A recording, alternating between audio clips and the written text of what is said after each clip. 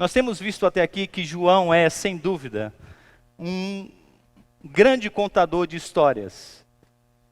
De uma maneira que ele nos cativa enquanto a gente lê a sua história. E a maneira como ele resolveu então contar essa história é exatamente apresentando Cristo Jesus de uma maneira diferente. Primeiro descrevendo e depois o identificando. A gente viu isso na primeira mensagem, quando a gente analisou o prólogo. Na segunda mensagem com o pastor Heber, nós vimos o quanto essa mensagem apresentada por João foi então testemunhada por um dos grandes profetas, ou talvez o maior profeta de todos os tempos, João Batista. E hoje a gente vai ver um pouco sobre a continuidade desse testemunho, e não apenas a continuidade desse testemunho, mas a maneira como as pessoas respondem a esse testemunho. E a gente viu que quando João escreveu esse primeiro capítulo, ele escreveu num formato de espiral, onde verdades são apresentadas logo inicialmente, e essas verdades elas são desenvolvidas, elas voltam mais uma vez lá na frente, e depois elas retornam. A gente viu que muitas das coisas que foram apresentadas no capítulo de número 1, elas serão apresentadas em todo o Evangelho, e a gente já observou isso enquanto a gente, por exemplo, lia a liturgia. Ele falou que Jesus Cristo é o Logos, e ele estava no princípio, e na verdade ele é o próprio Deus. Essa verdade vai ser desenvolvida um pouco mais à frente. Ele disse que Jesus Cristo é a luz do mundo, e essa luz foi apresentada ao mundo. Ele disse então que as pessoas começaram a testemunhar dessa luz, e a primeira pessoa que se levantou para testemunhar essa luz foi João Batista. Mas ele já tinha dito que as pessoas, elas rejeitariam essa luz. Ele veio para aqueles que eram seus, mas os seus não receberam. E não apenas o receberam, eles na verdade odiaram essa luz. Eles ficaram tomados de um profundo ódio por essa luz. Mas João Batista diz que aqueles a quem o Espírito Santo capacitou, esses os receberam, e esses então foram chamados filhos de Deus. Se alguns não se alegraram com a vinda de Jesus, porque as suas obras eram más, e na verdade eles odiaram o nosso Senhor Jesus, há outros que se alegraram com o nosso Senhor Jesus. Eles ficaram impactados com essa mensagem. No entanto, João continua a levantar algumas dúvidas, algumas coisas ainda ficam no ar. Algumas perguntas não são respondidas até então. E aí a gente então pode pensar em algumas coisas que ficaram ainda no ar. A primeira delas, quem mais além de João creria em Jesus? Ou ainda, João seria a única voz a clamar no deserto? Outras pessoas se uniriam a ele para apresentar esse Cristo? Ou ainda, o desprezo se tornará em admiração? Alguns que inicialmente falaram, nós não queremos saber dele, esses um dia se voltarão verdadeiramente para ele? Ou ainda, esse novo mestre terá muitos discípulos? Ele será tão popular quanto João Batista? Ele levará uma multidão atrás de si? Observe que essas são perguntas que são deixadas propositalmente no ar por João. Ele já tinha apresentado essas dúvidas anteriormente, algumas delas ele já foi já desenvolvendo e respondendo, outras ele desenvolverá e responderá até o final do seu evangelho. E ele começa então num texto que nós vamos estudar nesta manhã, dizendo que alguns então vão seguir esse Jesus. Mais uma vez é repetido aquilo que já foi apresentado na semana passada pelo pastor Heber. No dia seguinte, João estava ali novamente com 2 dos seus discípulos. Aqui é uma referência a João o Batista.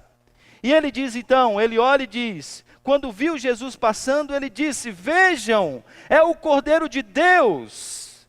E ele então aponta para Jesus, ele é o Cordeiro de Deus, que tira o pecado do mundo, aquele que eu disse para vocês que viria, agora ele está diante de nós. Diz-nos o texto então, que ouvindo dizer isso, 2 dos seus discípulos, então, seguiram a Jesus. João disse, sigam aquele homem. E o texto nos diz, então, que 2 dos seus discípulos começaram, então, a seguir aquele homem. Aqui nós não temos uma rebeldia, nem um abandono do antigo mestre João Batista. Não, na verdade, esses 2 discípulos são talvez os discípulos mais fiéis de João Batista, porque eles entenderam a mensagem. Durante todo o tempo, João Batista disse, olha, haverá de vir alguém que é maior do que eu. Quando ele vier, então siga-o. Vão atrás dele. E agora, é-nos dito isso, esses 2 discípulos entendem a mensagem e eles passam então a seguir a Jesus. A seguir a Jesus. E diz-nos o texto então, que voltando-se, vendo Jesus que os 2 discípulos estavam então o seguindo, Jesus diz, o que vocês querem? O que vocês desejam? A resposta desses discípulos é, mestre, rabi, nós queremos saber onde é que o Senhor está hospedado. Nós queremos estar com o Senhor. A resposta de Jesus é, venham e vocês vão ver onde é que eu estou. E diz-nos o texto que eles foram então com Jesus. Aqui nós temos então a ideia de discipulado. O conceito de discipulado. A palavra discípulo, na verdade, vem da palavra poeira. Era-nos dito que os discípulos, e havia até um ditado naquela época que dizia, que recomendava aos talmudins, que é a palavra para discípulo, cubram-se da poeira dos pés do seu rabi. O verdadeiro discípulo era aquele que era empoeirado. Lembre-se que nessa época não havia escolas formais, não havia universidades como nós temos nos dias de hoje. Se você quer conhecer uma pessoa, se você quer conhecer o pensamento de um grande mestre, você precisa fazer uma coisa, andar com esse mestre. E o mestre então ia na frente e os seus discípulos iam atrás do mestre. Enquanto ele andava naquela rua empoeirada, em um sol escaldante, a poeira subia, e era comum então, quando o mestre saía do ponto A para o ponto B, quando ele chegasse no final da sua jornada, os discípulos estavam todos empoeirados. Os seus alunos estavam todos empoeirados. E a recomendação dada aos discípulos era exatamente essa: cubra-se com a poeira dos pés do seu rabi. Ou seja, se você quer conhecer alguém, siga-o de perto, vá onde ele está, ande com ele. Por isso, o que os discípulos estão querendo aqui é muito mais do que simplesmente dizer, Senhor, onde é que o Senhor está morando? A pergunta é, Senhor, para onde o Senhor vai? A gente pode ir com o Senhor? A resposta de Jesus então é, venham comigo, venham e vocês verão aonde que eu estou, venham e vocês descobrirão o que acontece comigo. E o texto nos diz então que eles foram.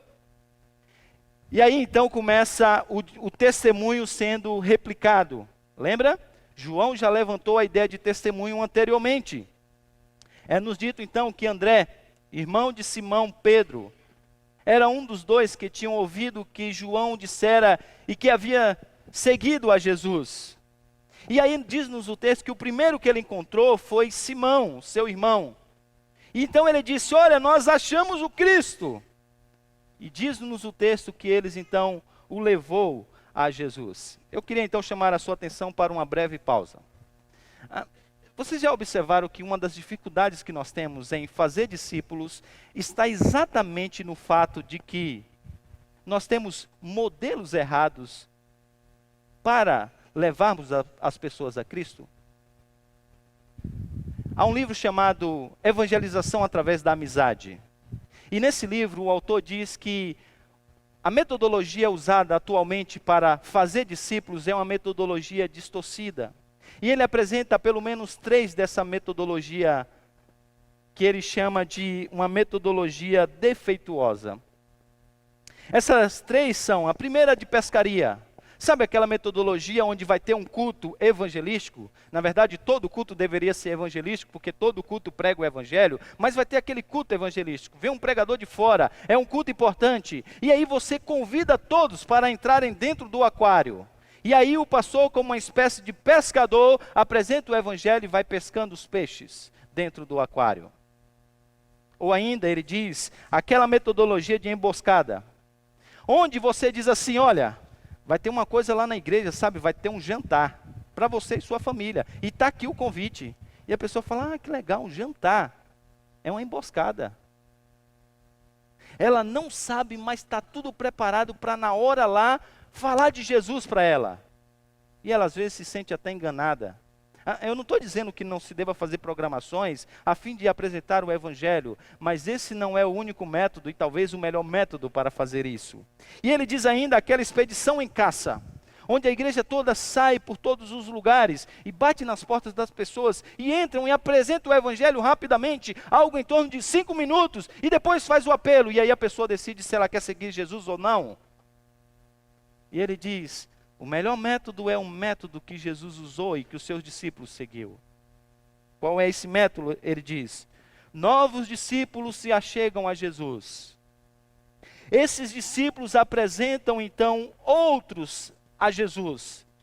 Eles apontam a Jesus, eles não fazem discípulos deles mesmos, eles apontam a Cristo. E essas pessoas vão a Jesus, são impactadas pela sua mensagem. O que elas fazem? Essas outras pessoas reiniciam o processo. E a tese desse autor nesse livro é que a amizade é a melhor arma para a evangelização. Quando nós fazemos da nossa evangelização um estilo de vida, quando nós estamos o tempo todo pregando o Evangelho, nessa mesma alegria, nessa mesma urgência, dizendo como esses homens disseram, olha, venham, nós achamos o Cristo. Não foi isso que a mulher samaritana fez num texto que nós lemos na liturgia?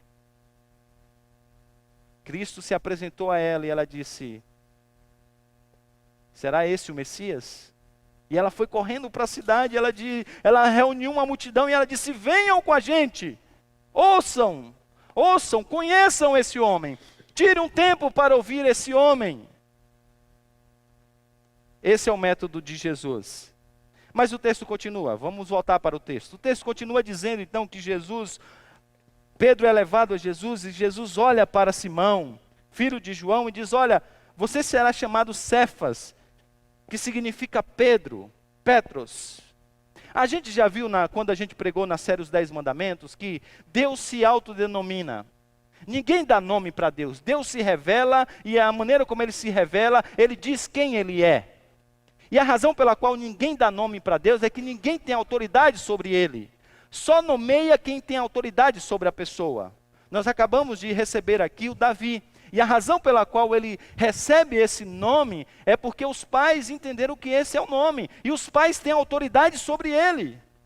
Ele não pode dizer, olha, eu deveria me chamar Davi. Ou, se daqui a alguns anos ele achar, rapaz, Davi não é um nome bonito, viu? Eu poderia chamar Samuel, já não dá mais.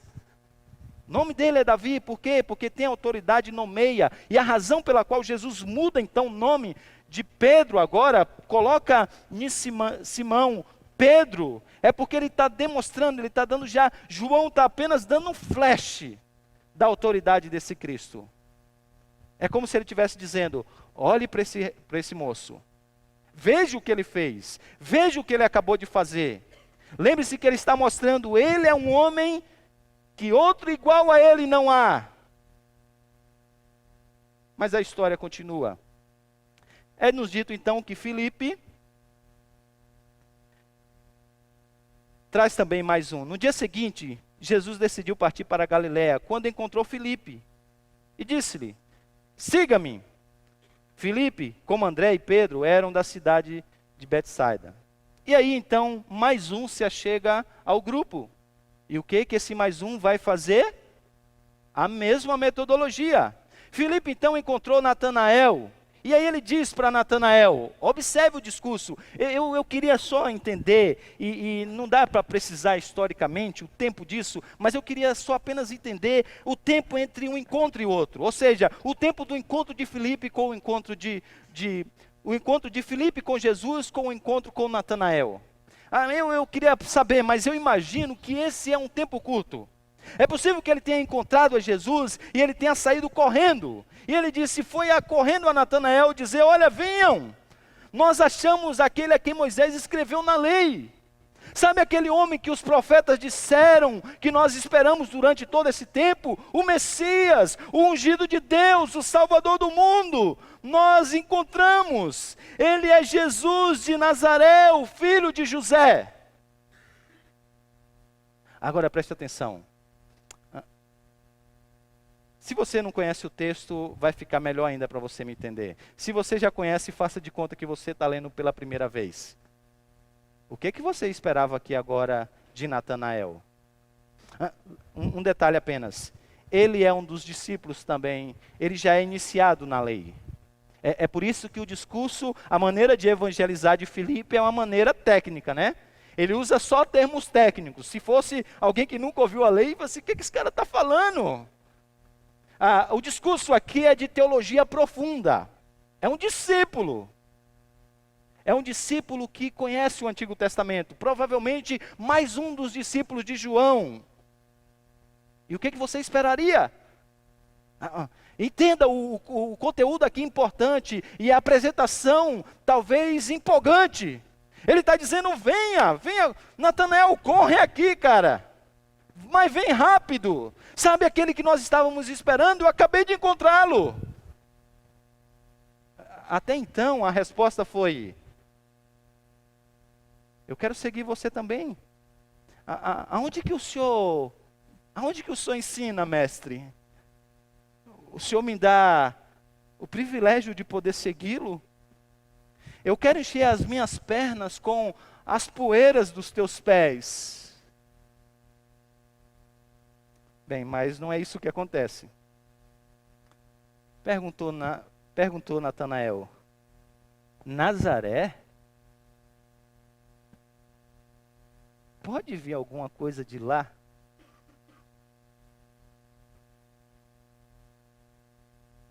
Literariamente falando, aqui é o clímax. É aquilo que no cinema chamaria de o ponto de conflito. É o momento assim onde os leitores estão lendo o Evangelho e disseram assim, como que pode, esse cara é cético? E aqui a gente tem então o primeiro estudante cético. Eu talvez diria, o primeiro Tomé. E ele diz assim, de Nazaré? Pode haver alguma coisa boa de Nazaré? É possível que esse aqui seja um ditado popular. E a pergunta a ser feita é o seguinte, quais são então as razões do ceticismo de Natanael? Por que ele age com tão ceticismo diante de uma mensagem tão profunda e empolgante? A mensagem é a mais relevante possível. A maneira como é descrita é de alguém que está apaixonado por isso. É alguém que é como se tivesse encontrado um tesouro. E agora está apresentando esse homem, está dizendo, eu quero dividir com você. Mas ele é cético, por quê? Qual a razão? Talvez isso aqui explique. Jerusalém ficava mais ou menos aqui no mapa. E sabe de onde era Natanael? Desse lugarzinho aqui, cá em cima, Caná da Galileia. Jesus nasceu em Belém, mas ele foi criado, ele viveu boa parte da sua vida nessa cidade de Nazaré, que fica a 6 quilômetros mais ou menos da cidade de Caná. Aqueles que são da Judéia já dizia esse ditado, de Nazaré pode vir alguma coisa boa? Aí você fala assim, não, mas esse povo é preconceituoso, né? Não é assim que nós também somos? Eu morei em São Paulo e as pessoas se referiam à Zona Leste como Zona Lost. Falei assim, não, Lost? Perdido, seminarista. Falei, entendi. Eu fiquei em São Paulo ouvindo aquelas piadinhas para nordestino, né?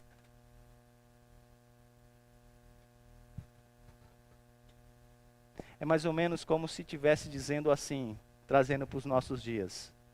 Olha, sabe, tem um ministro aí da Fazenda, novo ministro da Fazenda aí, é lá de Nazaré das Farinhas, cidade do Vampeta, interior da Bahia. Vai pôr o Brasil no lugar. Você seria como Natanael.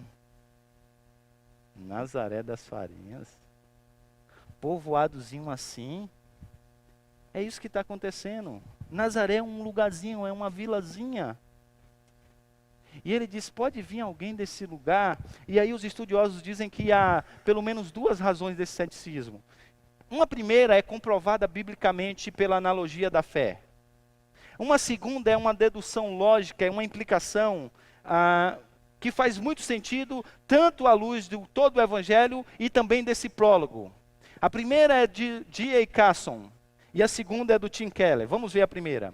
A primeira é a seguinte: Nazaré, a razão pela qual, melhor dizendo, Natanael, ele é cético, é porque alguém que vem de Nazaré não está de acordo com as suas perspectivas religiosas.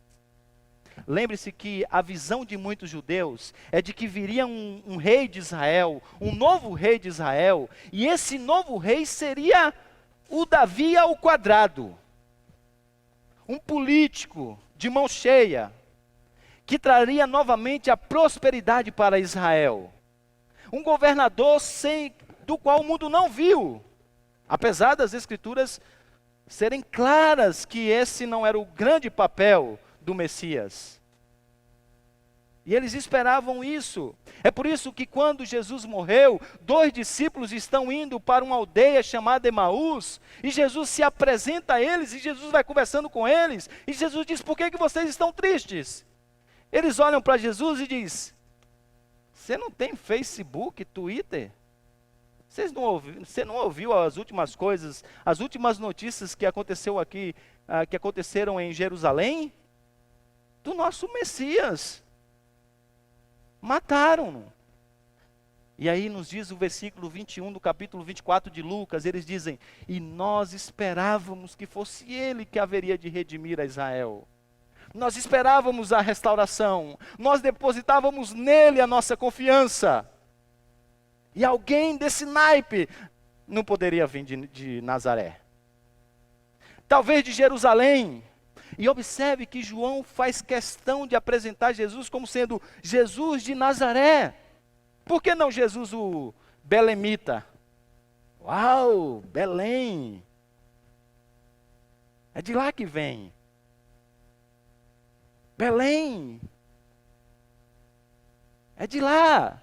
Não, ele propositalmente apresenta Jesus como sendo de Nazaré. A segunda questão, e essa é o Tim Keller apresenta, ele diz que ele trabalha esse conceito, depois Natanael, ele vai se referir a Jesus como sendo um mestre. E observe que quando alguém está seguindo um mestre, não está apenas em busca de um treinamento intelectual.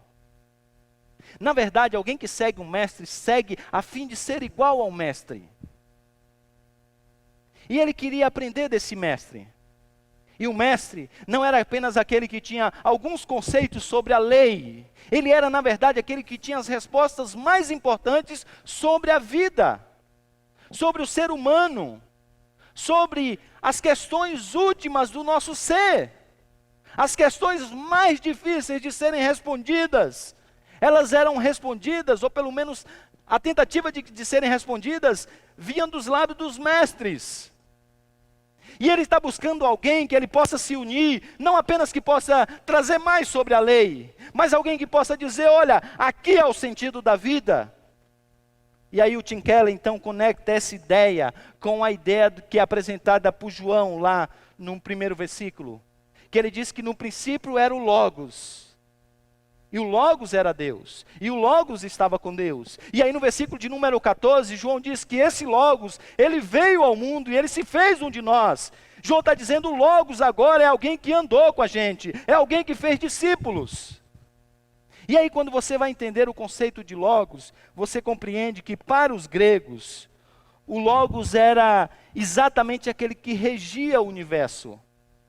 Havia alguém que colocava as coisas em ordem. Uma ordem racional, alguém que dava sentido à vida, alguém que era o motivo último de viver. Você conhece esse Logos e você se relaciona com esse Logos e você então acha nele o sentido da vida. E o Tim Keller então diz que é exatamente essa conexão que pode ser vista aqui, pelo menos de uma forma implicativa desse texto. É mais ou menos como se Filipe estivesse dizendo para Natanael: Natanael, venha comigo, melhor dizendo, nós encontramos aquele que vai responder os nossos questionamentos. Sabe aquelas dúvidas que nós conversamos há outro dia atrás? Sabe aquelas dúvidas? Nós temos alguém agora que vai dizer, que vai dar sentido para a nossa vida, que vai responder as nossas perguntas. E a pergunta de Natanael é: mas da onde é esse cara? Ele diz: é de Nazaré. Natanael fala: Nazaré? Puxa, cara, você me chama para vir aqui, para me apresentar alguém, um mestre que é de Nazaré, que tem todas as respostas para a minha vida? Tá brincando, né? Mas para mostrar que assim é Jesus, João então ele apresenta coisas grandiosas. E aqui a gente precisa dar mais uma pausa para pensar em algumas coisas. Vocês já perceberam que nesse capítulo, João está descrevendo Jesus com uma série de adjetivos?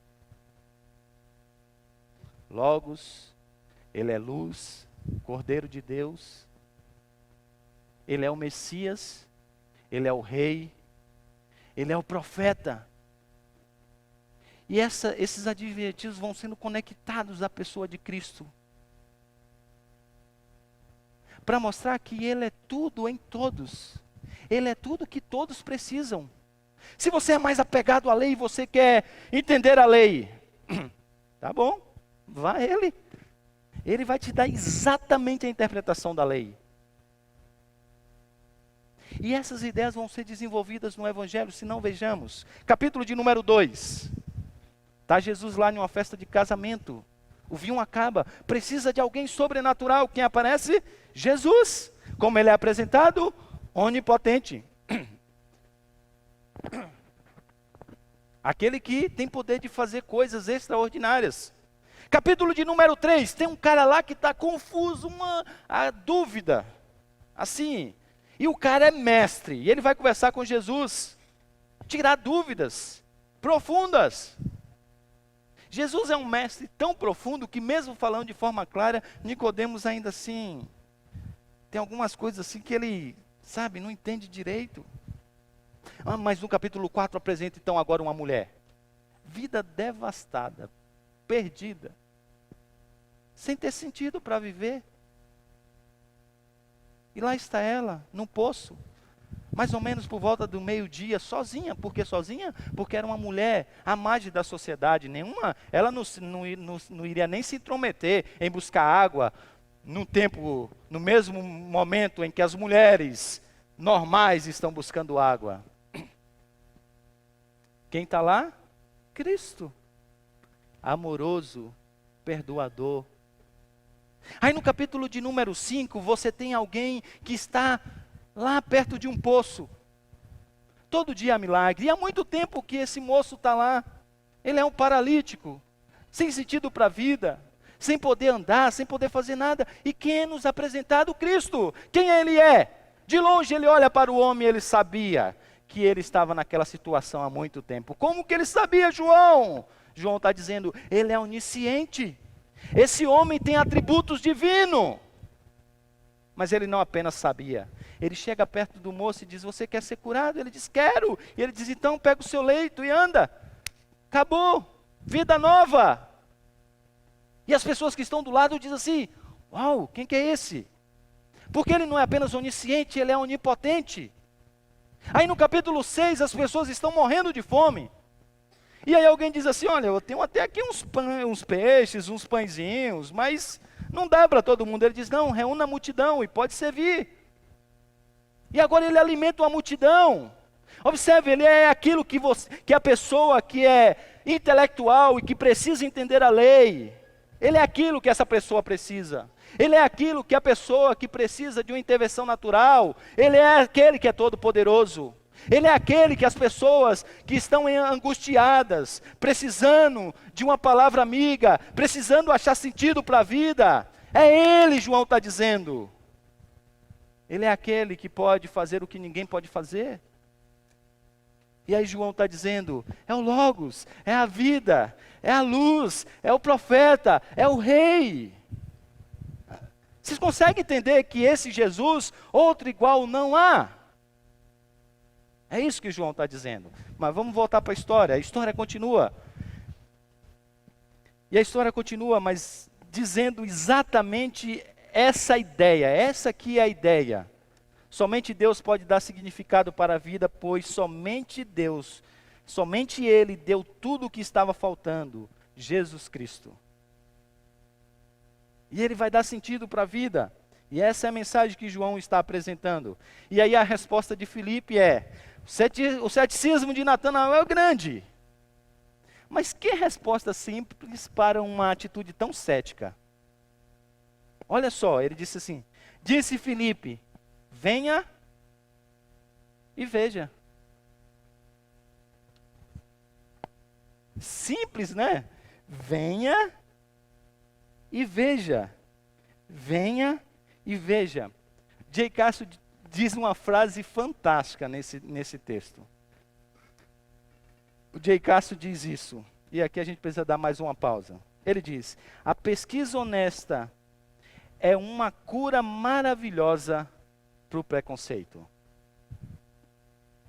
Natanael demonstra um preconceito, Natanael demonstra dúvidas, e a melhor maneira para sarar isso, a melhor maneira para tirar preconceitos e acabar com o ceticismo é dizendo, vá e veja.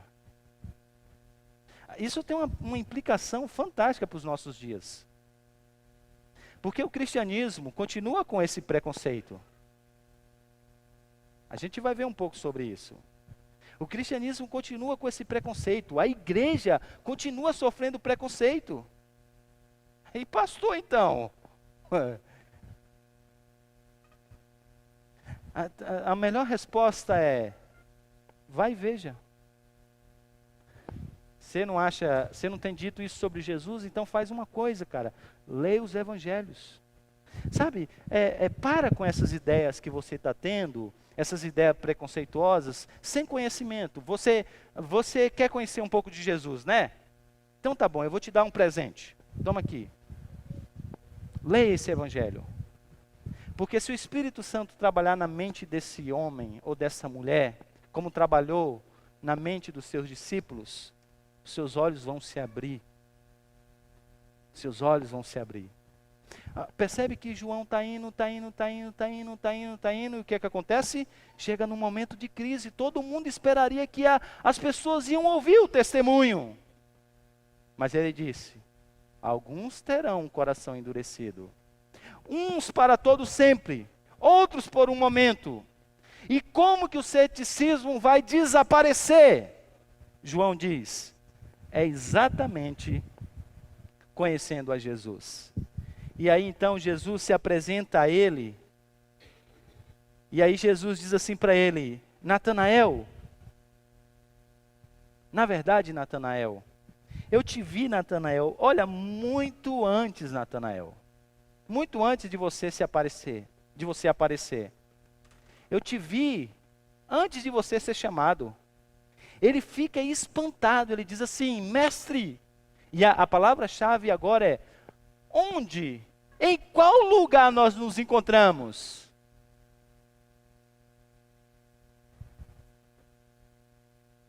Ele diz, talvez a minha memória não esteja muito boa, e aí a gente já esteve em algum encontro, sabe?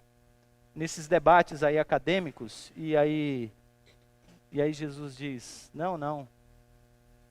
Eu vi você lá embaixo, antes mesmo de você pensar que eu poderia vê-lo.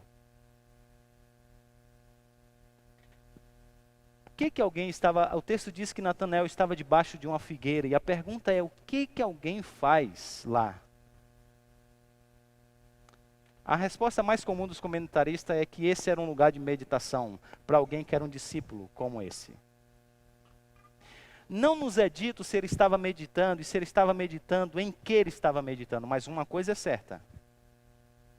Se ele estava meditando, quer dizer, certa não, é provável. É possível que ele estivesse lendo, pela maneira como Jesus argumenta agora, e coloca todas as coisas, é possível que ele estivesse lendo Gênesis capítulo de número 28. A gente vai ver por quê. Mas observe só o que Natanael diz: Mestre, tu és o Filho de Deus, o Rei de Israel. Mestre, tu és o Filho de Deus, o Rei de Israel. Mestre é o reconhecimento da sua autoridade. Essa era a maneira de dizer que alguém é superior. Se tem alguém aqui que pode me ensinar, agora eu entendo o que é o Senhor. E ele diz ainda: Filho de Deus, reconhecimento da sua divindade, reconhecimento de quem está ali com ele. É alguém que tem um relacionamento metafísico com Deus. É alguém que está além daquele espaço. É alguém que é o próprio Deus. E ele diz Filho de Deus. Isso aqui para os judeus é a mesma coisa, é a essência. Você é Deus. E eu reconheço isso. Tu és o Rei de Israel, ele diz. Tu és o Rei de Israel. Qual é a resposta então de Jesus a isso? Jesus diz, versículos 50 e 51 do texto, e aí nós caminhamos para o encerramento. Você crê porque eu disse que o vi debaixo da figueira? Você verá coisas maiores do que essa. E então acrescentou, preste atenção nesse acréscimo. Digo-lhes a verdade, vocês verão, e agora observe que não é só Natanael, é os discípulos. Nós veremos pelo relato do Evangelho. Vocês verão o céu aberto e os anjos de Deus subindo e descendo sobre o Filho do Homem. Aonde está essa cena descrita no Antigo Testamento? Gênesis 28. Gênesis 28 é aquele texto onde Jacó está fugindo de Esaú. E ele está indo em busca de abrigo. Já está cansado. No meio do caminho, ele arruma um lugar e ele diz, eu preciso dormir. Ele pega uma pedra por travesseiro e ali ele dorme. E agora ele tem um sonho. E nesse sonho, anjos estão subindo e descendo. Não é certo ainda se os anjos estão sobre a escada ou sobre Jacó, mas a maioria dos comentaristas acham que eles estavam, na verdade, sobre o próprio Jacó. E aí nesse sonho ele vê toda essa cena e ele acorda. E ele levanta então ali um memorial chamado Betel. E ele diz assim, o Senhor estava nesse lugar e eu não sabia. Pô, Jacó, faltou as aulas, hein? Como assim o Senhor estava nesse lugar e você não sabia? Onipresença. Deus está em todos os lugares. Mas na mente de Jacó, Jacó ainda está embebecido pela mentalidade da sua época, de que os deuses são territoriais. Agora ele sai do território de Israel, mas quem está lá? Deus está naquele lugar. E os céus estão abertos. E o que isso significa? Isso significa confirmação da promessa. Deus então confirma a sua promessa a Jacó. Os anjos estão lá e confirmam a promessa a Jacó.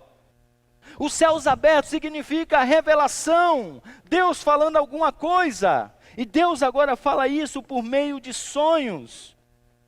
E agora aquele lugar se chama Betel, ou seja, o lugar de Deus, casa de Deus, o lugar onde Deus se revelou. E agora, Jesus diz assim, você conhece essa história, né? Pois então, aqui estou eu. Sabe aquela ideia de incomparáveis são as promessas do Senhor, porque Ele as cumpre todas? Então, Natanael, aqui sou eu. Sabe, Natanael, aquela coisa que Jacó sonhou, e ele ficou espantado com o sonho, mas aquilo era apenas um sonho. Agora olhe para mim, Natanael, aqui estou eu, a realidade disso. O céu se abriu, Deus se revelou, e aqui estou eu.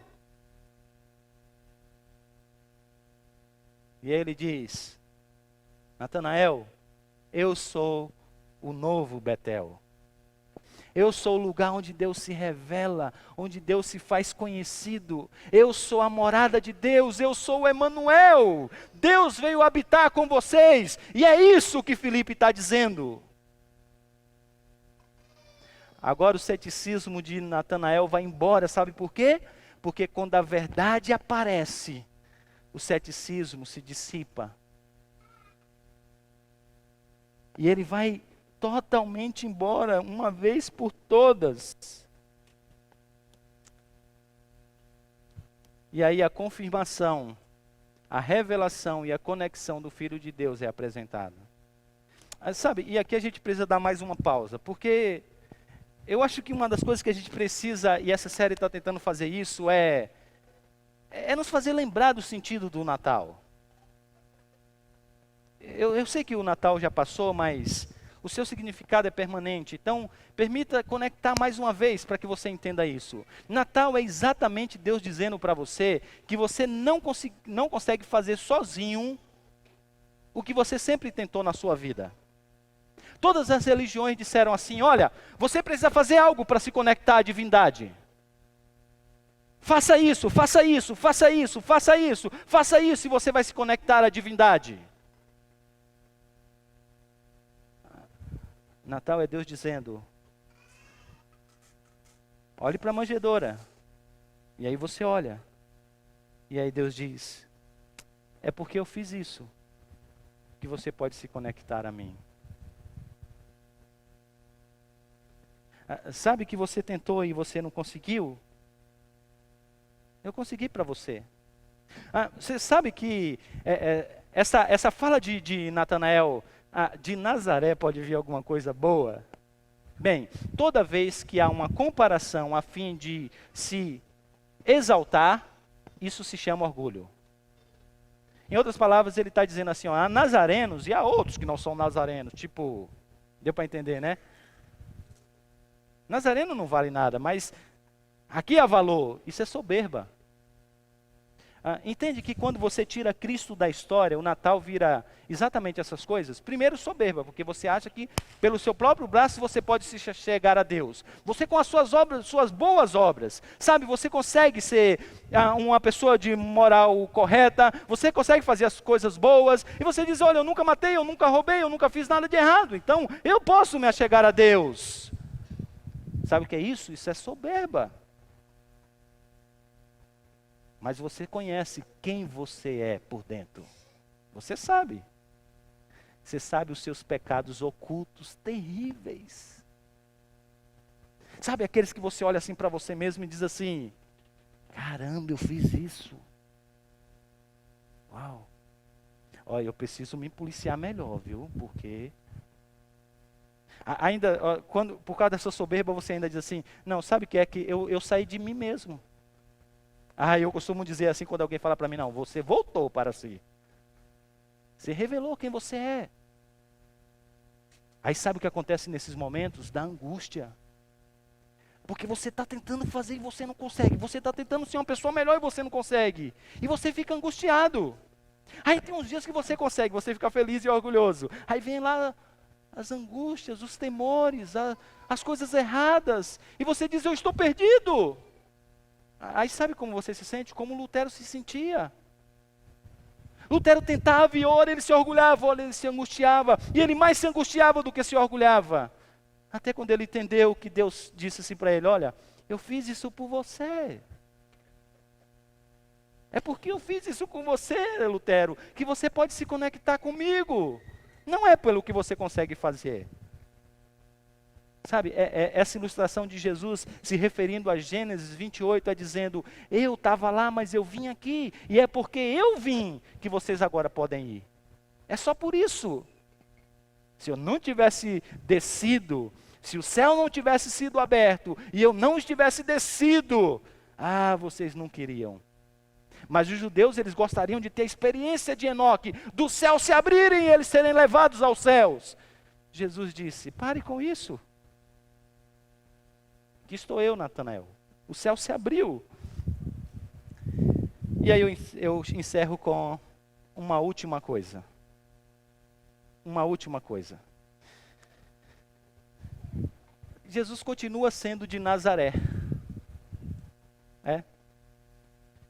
É curioso que mesmo mostrando a sua divindade, mesmo mostrando aquilo que ele é, as pessoas ainda continuam o tratando como o homem de Nazaré. Por exemplo, se você vai à academia e você vai discutir sobre coisas relacionadas ao sentido da vida, aos nossos problemas sociais, as pessoas vão dizer assim: ó, você é pastor, não vem para cá com esse negócio de Bíblia, viu? Não vem com esse atraso. Estava conversando recentemente com um colega, dizendo assim: olha, eu tenho um desejo de fazer um mestrado nessa área acadêmica. Ele falou: olha, os caras não gostam de pastor. Eu fui fazer lá, os caras falaram assim: ó, você sabe que a gente não gosta de pastor, né? O que você está fazendo aqui? Ó, e se você entrar no curso, não vem com esse negócio de veja a religião como um fenômeno religioso. Esse Jesus é de Nazaré, ele não tem resposta para as coisas nossas. Se fosse só lá fora, seria bom, mas dentro da igreja é a mesma coisa. Jesus continua sendo de Nazaré. As pessoas não acham que ele é suficiente para a pregação, então nós precisamos entulhar de tantas coisas, porque só Jesus, não. Um homem de Nazaré vai salvar as pessoas. Então a gente precisa arrumar uma série de métodos de evangelização, porque Jesus de Nazaré só não é suficiente.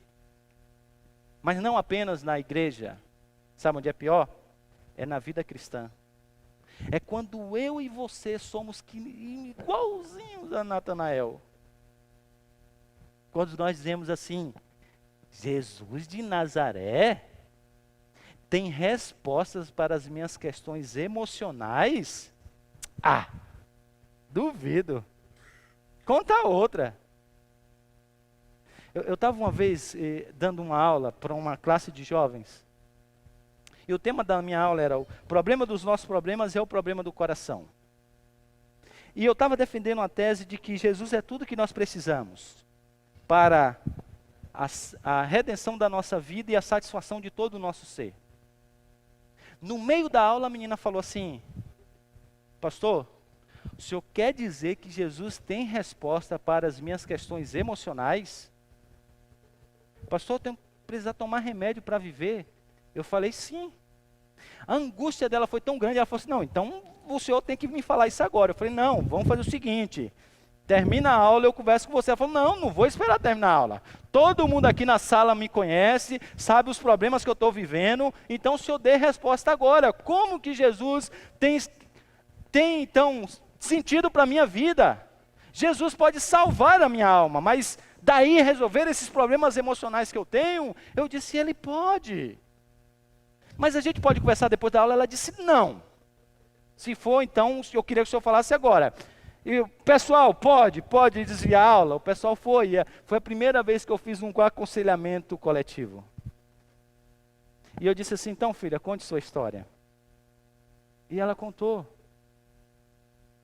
Abandonada pelo marido. Com uma filha. Sem sustento. Ela disse assim: se eu conseguir estudar, eu vou ter sustento e eu vou trazer realização para minha alma. E ela foi fazer mestrado, e ela fez o mestrado. Deu duro, saía de Minas para ir fazer o mestrado. E ela fez o mestrado. E ela voltou. Falou: não, agora eu vou revolucionar a educação. Muita coisa boa que eu aprendi. E aí ela foi trabalhar em uma faculdade, mas que estava quebrada.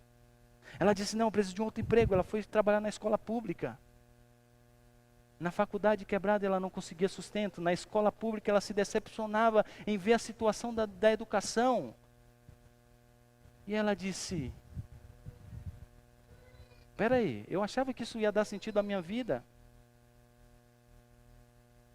E aí eu disse para ela da idolatria dela. Eu disse para ela: você consegue perceber que você está em busca de algo, colocando a sua confiança, esperança, satisfação, conforto em tudo que é criado e não naquele que é o Criador?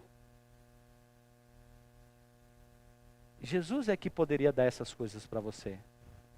As pessoas vão sempre se decepcionar, Jesus não. Você consegue perceber isso? E aí eu disse assim, mas tem um caminho de volta, mas espera aí, eu preciso te dizer uma outra coisa. Para você trilhar o caminho de volta, você precisa se arrepender dessa idolatria. De quem que você precisa? E ela disse, já sei, pastor, de Jesus. As pessoas continuam dizendo, Jesus é de Nazaré. Mas a gente precisa dizer como Filipe, como Natanael disse depois de ter se encontrado com Jesus, tu és o mestre, aquele que dá o sentido da vida. Tu és Deus todo-poderoso, onisciente, onipresente, aquilo que todo pode. Tu és aquele que governa todas as coisas, tu és o rei de Israel. Se a gente fizer isso, a nossa vida terá sentido. Vamos colocar de pé? Eu queria que a gente cantasse então, encerrando esse culto.